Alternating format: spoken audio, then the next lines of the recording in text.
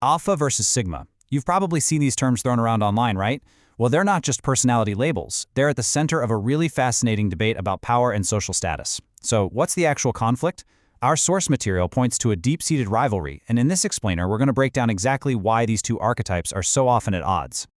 So let's meet our two key players. On one hand, you've got the alpha male. The source defines him as your classic leader, the guy who thrives at the top of the social food chain. And then you've got the sigma male. He's the lone wolf, the one who operates completely outside of that system. It's this fundamental difference, hierarchy versus total independence, that really fuels the entire conflict we're diving into. So here's how we're going to tackle this. First, we'll get to know our two main characters a little better. Then, we'll dig into why the sigma is seen as such a threat to the alpha's throne. We'll look at how they're basically playing by two totally different rulebooks, how they redefine what success even looks like, and finally, we'll boil it all down to the one core takeaway. All right, section 1, the alpha and the sigma. So what's the core conflict here, really? Well, it all comes down to one thing: the alpha's constant need for control, clashing with the sigma's absolute dedication to his own independence.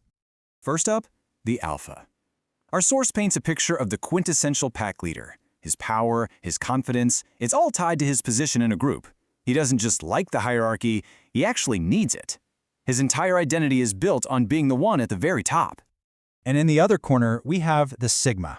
Now, what's really key here is that phrase, equally capable. According to the source, the sigma has all the skills of an alpha, the smarts, the charisma, but he makes a conscious choice not to play the game. Why? Because he values his own freedom way more than any spot on a throne. And that choice right there sets up our first huge point of friction. It's this idea that the sigma, just by existing, is a direct threat to the alpha's power. This quote from our source really gets to the heart of it. It shows that the alpha's insecurity isn't about some big open rebellion. No, it's about the quiet, unnerving knowledge that there's someone else in the room who could take his place if they ever decided they wanted to. And here's exactly why that threat feels so real. The sigma has all the raw talent for leadership, but he just chooses not to use it. His confidence comes from within, not from a cheering section. This makes him a kind of silent leader, the person everyone would naturally look to if the official guy in charge were to stumble. And for an alpha, that's the ultimate nightmare. You know, it's not even just about leadership. It's about basic influence. The alpha's world revolves around being able to control or manipulate the people around him. But the sigma? He's untouchable. He doesn't need the alpha's approval or his system. And that inability to exert control, according to the source, is a direct shot to the alpha's ego. This clash of egos leads us right into our next section. The fact that these two guys are playing completely different games with completely different rulebooks. I think this quote just captures the sigma mindset perfectly. It's not that he's ignorant of the rules. It's a conscious, deliberate rejection of them. He sees the social ladder, he understands exactly how it works, and he just decides to turn around and walk away. This slide really puts that contrast front and center. The alpha is a master of the system. He follows the rules because that's how you win the game. The sigma, though, he operates on his own internal code, which makes him a total wild card. You can see how in any structured environment, that's going to lead to some serious friction. Our source actually breaks down this independent code into 3 key behaviors that just drive an alpha crazy. First, he doesn't take orders. Second, he flat out ignores the hierarchy the alpha depends on. And the result of all that? He is completely and utterly unpredictable. And that unpredictability, that is the real kicker.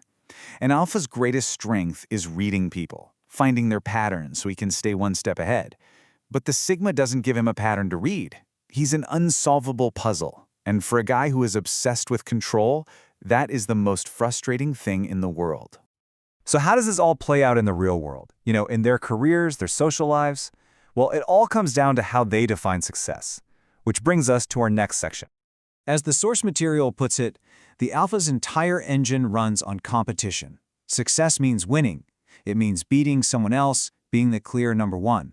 His motivation is totally external. He needs an opponent to feel successful. But the sigma's definition of success is completely internal.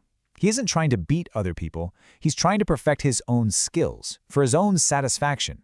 So when an alpha tries to pull him into a competition, the sigma often just doesn't even engage. And that makes the alpha's so-called victory feel totally hollow.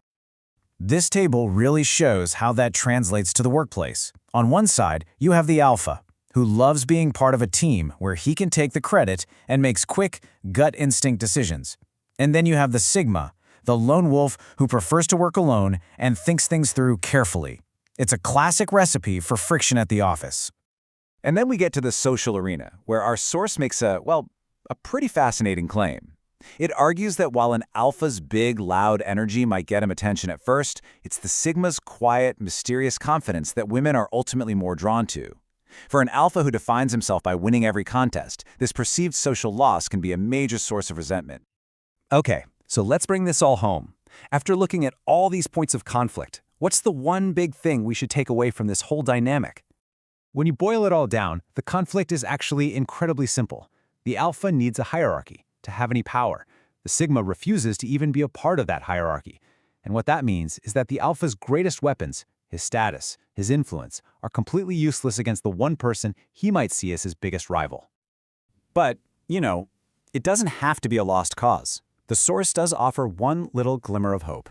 It suggests that if an alpha can just set his ego aside for a second and actually listen, he might find that the sigma, with his unique outside-the-box perspective, can be an incredible asset and a powerful ally instead of a threat. And that leaves us with this final question to chew on.